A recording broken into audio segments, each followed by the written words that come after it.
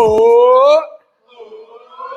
Muito boa tarde, Campus Party Portugal. Chegamos ao nosso último dia de Campus Party Portugal Digital Edition.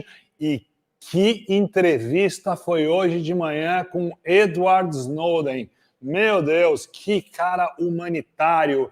Foi muito legal. Se você não viu, corre lá depois no site, dá uma olhada nos vídeos por demanda, tá muito legal essa entrevista, foi muito bacana, vários jornalistas do mundo todo podendo fazer pergunta, interagir com o Edward Snowden, e ele demonstrou um pouco essa pessoa maravilhosa que ele é. Eu gostei muito particularmente, obviamente que a gente não concorda com tudo, ou com 100% do que se fala, mas se mostrou uma pessoa muito legal, cada um pode emitir a sua opinião. Claro, hoje continuamos a nossa Campus Party Portugal, lembrando sempre de ir ao site e fazer aquela doação aos nossos grandes heróis, aos nossos médicos sem fronteiras que estão diante dessa pandemia, cuidando dos nossos médicos.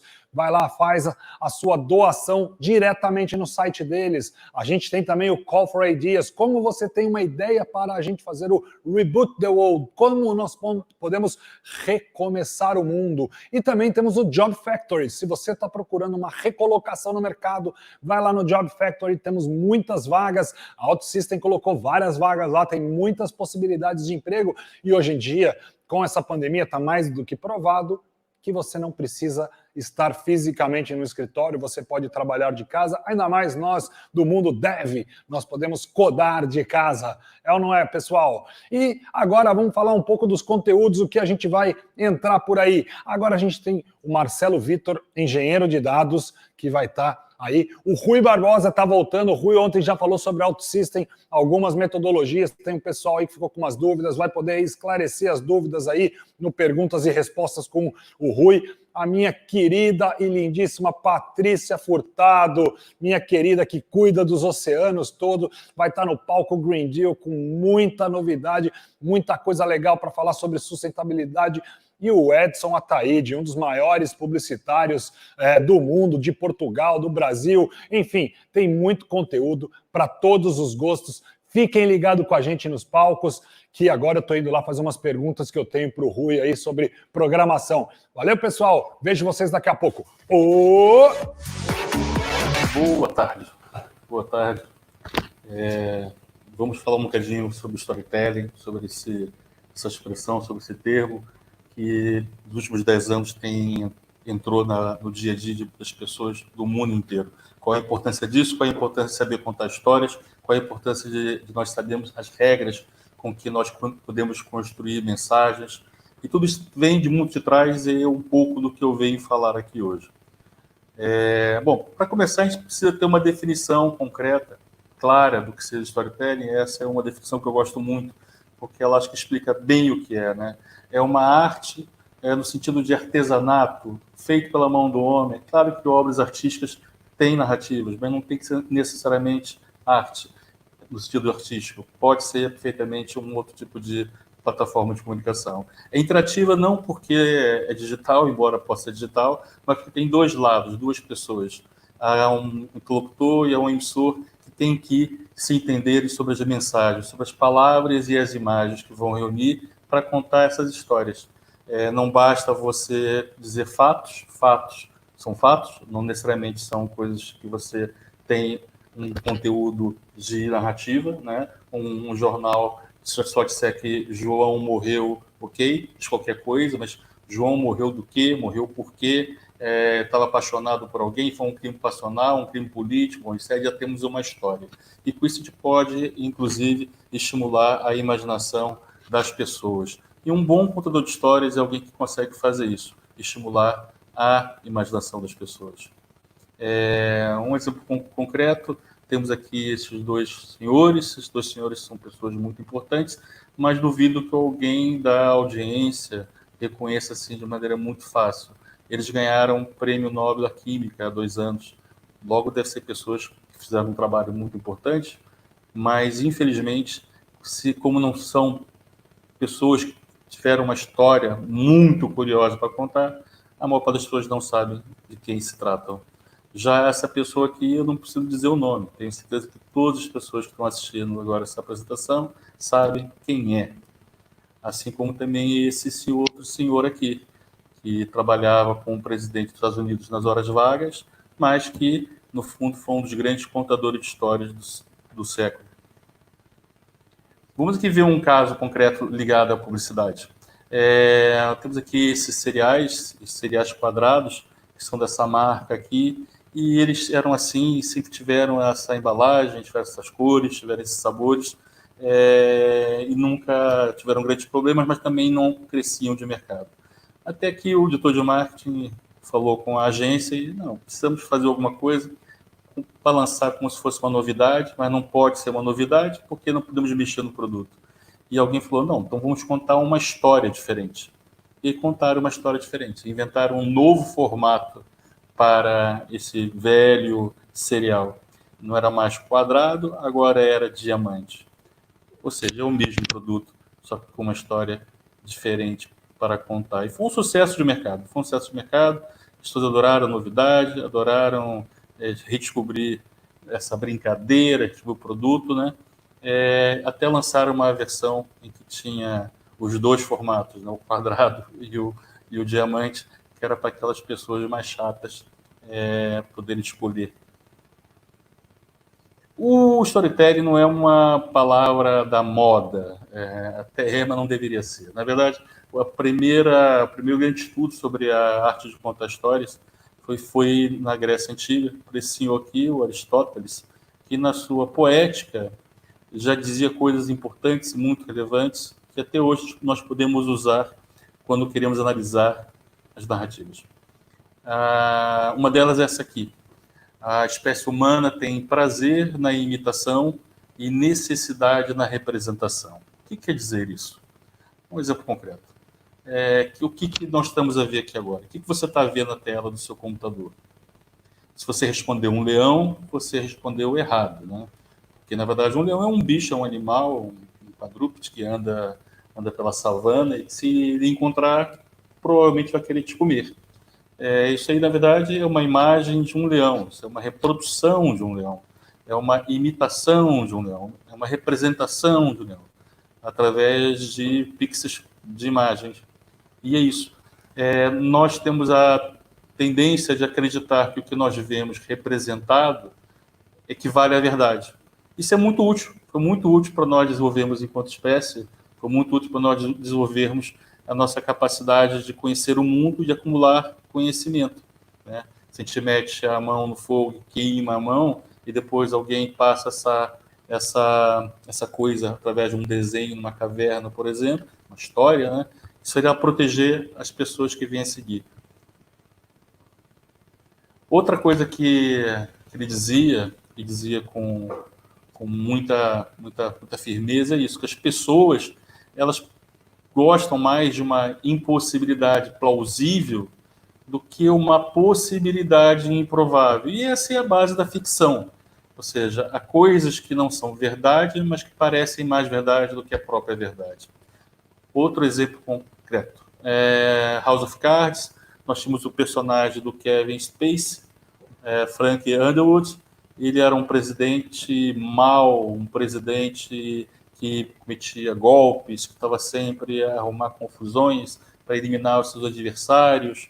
E nós olhávamos para esse personagem e dizíamos, nossa, quanta maldade, né? Mas ele parece mesmo de verdade. É tão de verdade que até esquece que, na verdade, era ficção. E, de repente, nós vemos a realidade e aí pensamos, mas será? Nós até descremos isso, né? Sim, é possível que a realidade seja mais curiosa e menos provável do que a ficção.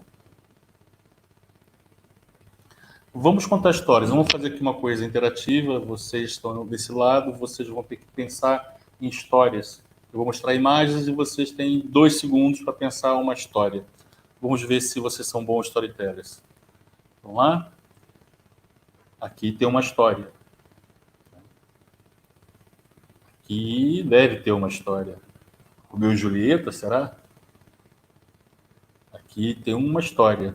Não sei qual é, mas tem uma história. Aqui tem uma história, né, de dor.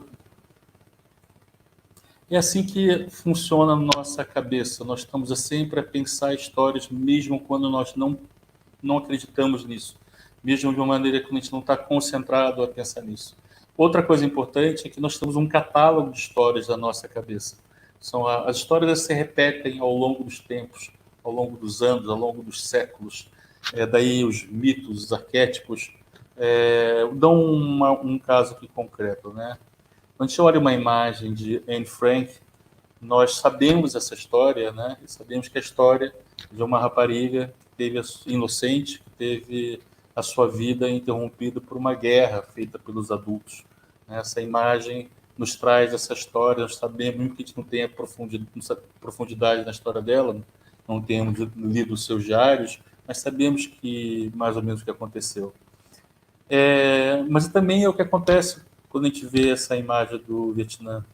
A história de uma rapariga que teve sua vida interrompida por uma guerra feita pelos adultos.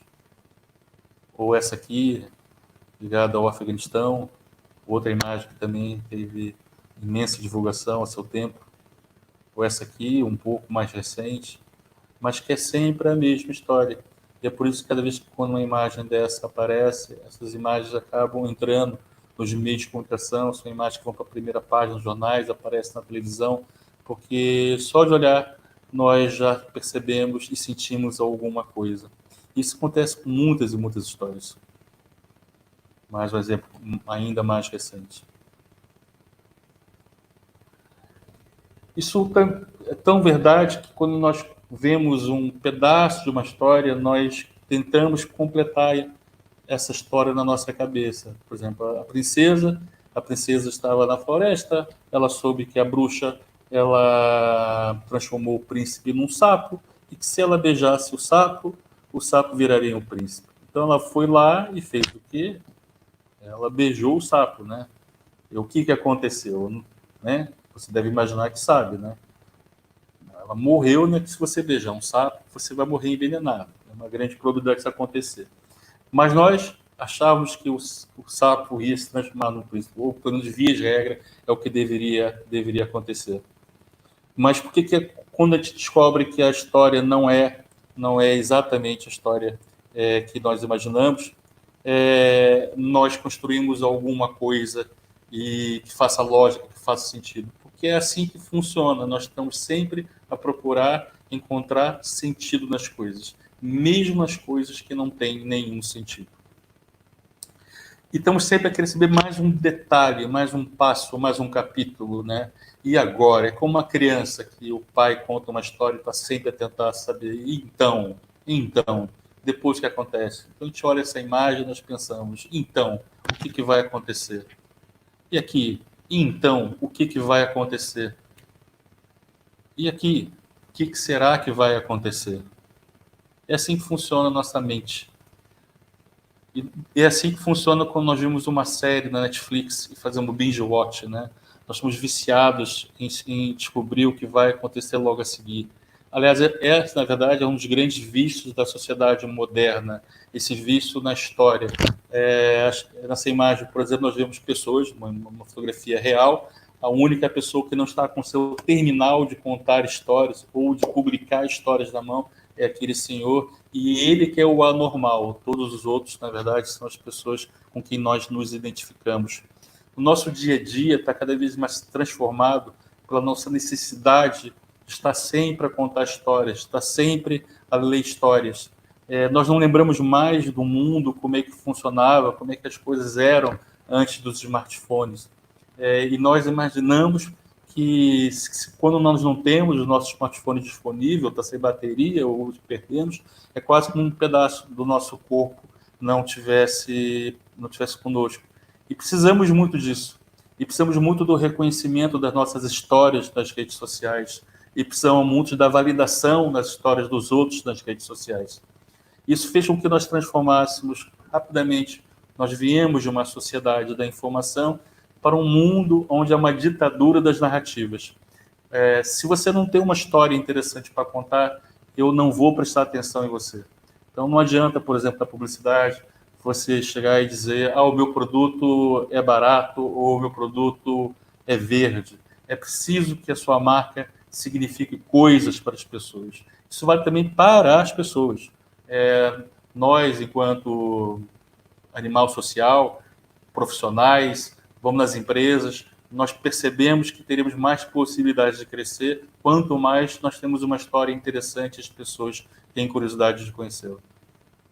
E isso tem um lado também negativo, que é a era da desatenção. São tantas histórias, é tanta gente a emitir histórias, que na verdade é pouca gente a prestar atenção em cada uma delas. É muito difícil, muito complicado você ganhar a atenção do outro. O TikTok, por exemplo. O TikTok é essa coisa estranhíssima que é tão rápida e assim, é o primeiro plataforma não narrativa, diferente de outras, onde há princípio, meio e fim.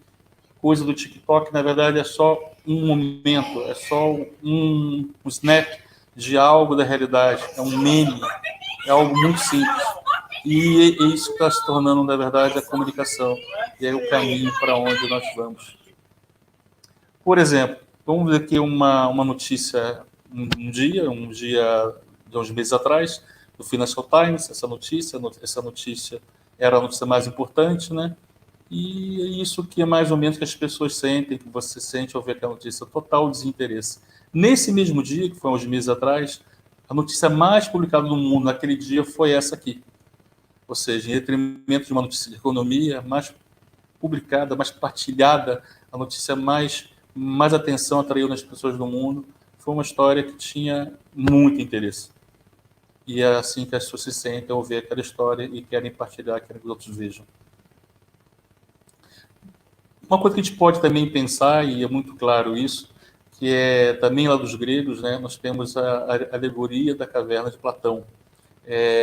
Para quem não conhece muito essa história, a alegoria tem a ver com se nós vivêssemos presos numa caverna e não tivéssemos noção que houvesse o mundo exterior, e víssemos sombras projetadas na parede, nós acreditávamos que essas sombras projetadas na parede seriam a realidade. Mas se um dia onde nós saíssemos e víssemos que, na verdade, aquelas sombras têm a ver com pessoas que seguram bonecos e que a luz de uma fogueira faz que aquela sombra se projete, nós descobrimos, então, que a realidade é uma ficção. Mas se nós saíssemos da caverna, descobrimos que também aquilo não é real. O que é real é o que é o mundo exterior e a luz que vem do sol é a única que é a luz da verdade. E se nós voltássemos para dentro, lá para o primeiro lugar, para a primeira câmara da caverna, e contássemos isso para as pessoas, o mais provável é que elas nos matassem, porque elas não queriam acreditar que a realidade delas não era de verdade. Essa é a alegoria de Platão, e também basicamente a sinopse de Matrix. As histórias, elas se repetem e elas são muito fortes, porque, na verdade, elas sempre puxam para alguma coisa que vem muito de trás. Também a alegoria de Platão serve para você também entender as teorias da conspiração, né? Por que as pessoas pensam que a Terra pode ser plana? Porque elas pensam que encontraram o código da verdade e que o resto do mundo é que não está a ver essa realidade. É por isso que as pessoas pensam que, se calhar, o 5G é que trouxe o Covid. Porque é uma maneira mais confortável dessas pessoas que compraram essa para-realidade se sentirem importantes e se sentirem atuantes numa história que é só delas. Mesmo a história ligada à pandemia, foi muito rápido como nós entendemos que isso iria acontecer, o que poderia acontecer, mas é estranho, porque a última pandemia grande desse jeito mesmo, que tem mais de 100 anos, que foi a gripe espanhola, é que, na verdade, essa história de algo que vem e invade o nosso corpo e ou nos mata, ou toma posse deles e transforma em outra coisa, é um tema recorrente em Hollywood, em filmes como esse, Invasão dos Corpos, ou diretamente, como o próprio Contágio, que conta uma história de viral, né? Mas também é o do 28 Dias, que já é uma coisa mais fantasiosa. Drácula, qualquer história de vampiro é isso. É a transformação de você em outra coisa através de um contágio. Como, obviamente, qualquer filme de zumbi. E mesmo Alien, é basicamente a mesma história.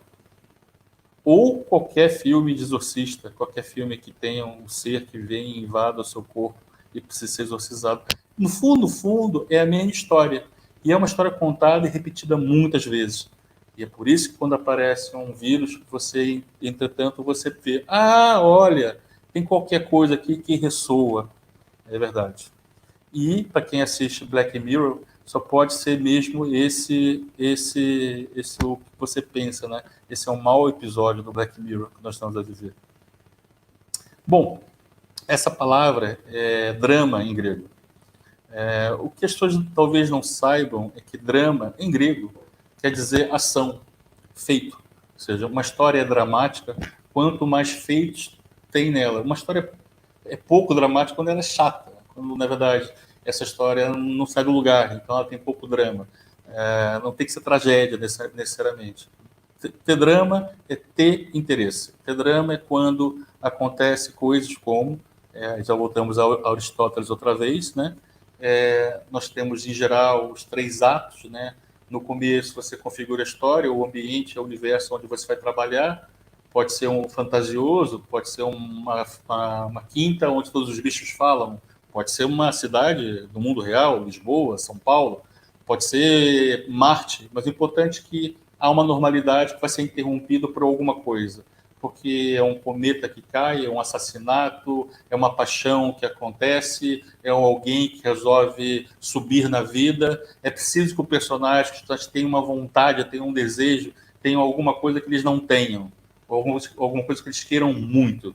E é isso que é o meio da história. Até que em algum momento, ou se consegue realmente essa história, o que se quer, ou não se consegue, e de um jeito ou de outro a história chega ao seu fim, a sua resolução, é o 3º ato. Esse herói terá sempre um obstáculo para enfrentar. Isso é o que vai provocar o drama, vai provocar o movimento. E no final, ele é um personagem completamente diferente. Quem viu Gravidade sabe que é exatamente a história desse filme, não tem mais nada além disso. E mesmo num meme como esse aqui, você vai encontrar os 3 atos, né? Harold queria ser uma bailarina, mas não podia ser uma bailarina, porque, na verdade ele era um animal, né? Mas mesmo assim ele decidiu que o mundo deveria ir para as Ortigas, e lá ele conseguiu. Temos aqui uma história inteira. Você pode fazer um filme, pode ser um meme, pode ser um quadro, tem cá 3 atos, tem cá tudo.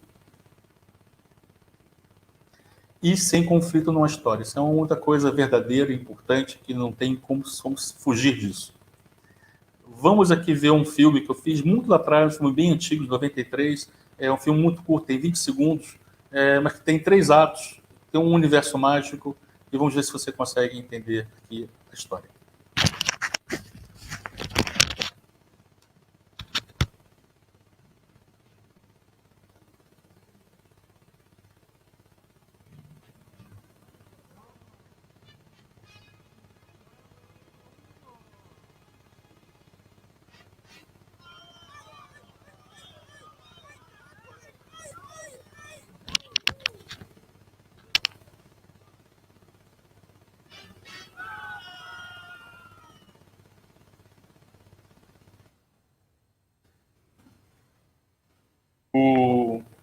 Vou mostrar agora um case especificamente que é feito em cima desse mito da Cinderela, né? Que é alguém que quer algo impossível, e esse impossível, uma fada madrinha, às vezes é um produto, é uma marca, que permite que essa coisa aconteça.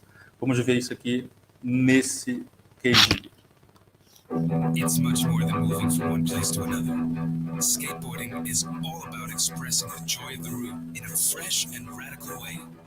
But how do we celebrate the joy of the route in a place like this?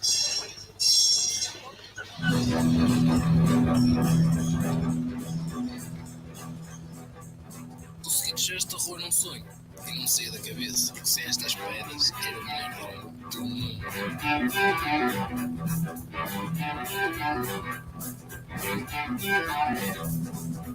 Like many Portuguese skaters, Ricardo has struggled every day of his life with the impossible. But Ricardo isn't just a skater. he's also an engineer. That's why we brought our idea to him. So that instead of building just another port, he could build a way to skate the unskateable.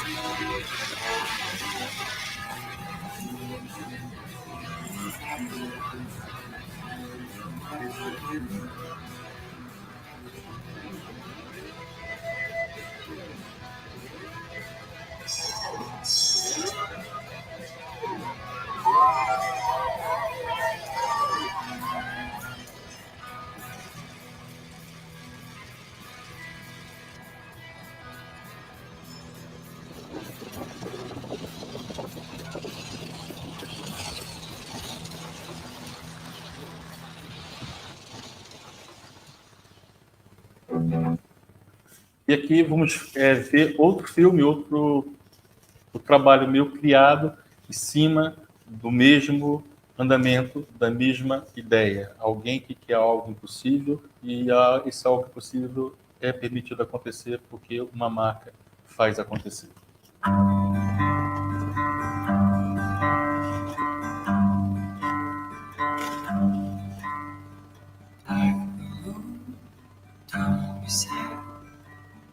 One day you'll learn to fly. True to wind, true to storm. One day you'll fly alone.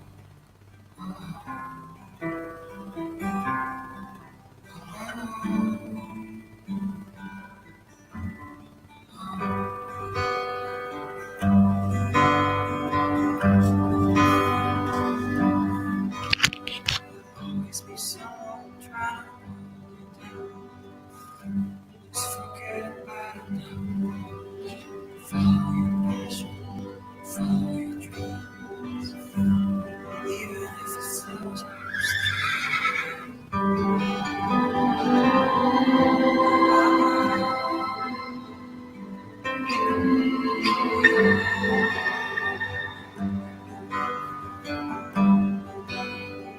follow your dreams.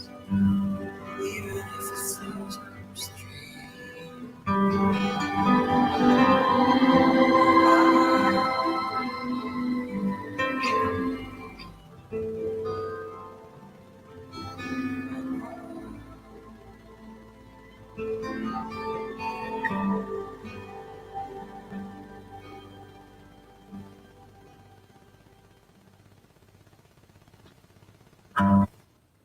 Bom, e é isso. Espero que tenham percebido um bocadinho sobre o storytelling, a sua origem, daquilo que ele faz nos dias de hoje. Boa sorte. Espero ter sido útil para vocês. Muito obrigado.